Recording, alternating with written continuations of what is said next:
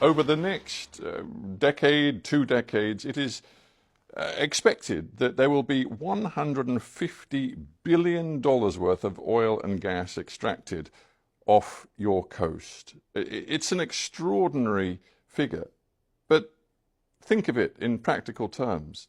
That means, according to many experts, more than 2 billion tons of carbon emissions will come from your seabed, from those reserves, and be released into the atmosphere. I don't know if you as a head of state went to the COP in Dubai. Let me stop you right there. Let me stop you right there. Do you know that Guyana has a forest forever that is the size of England and Scotland combined?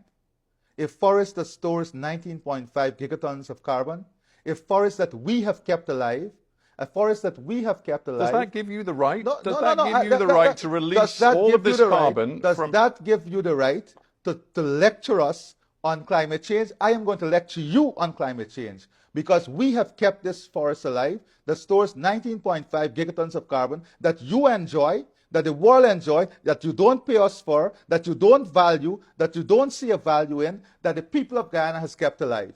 Guess what? We have the lowest deforestation rate in the world. And guess what?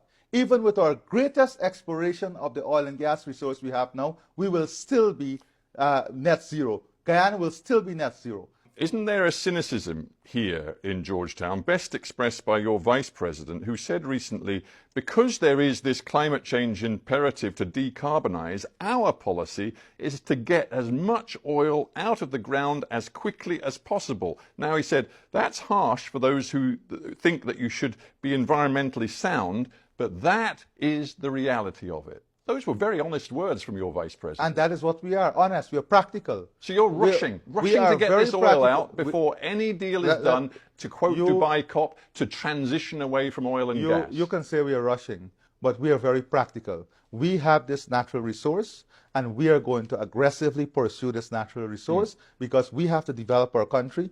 We are committed to the development of this region. We have to create the opportunity for our people because no one is bringing that for us.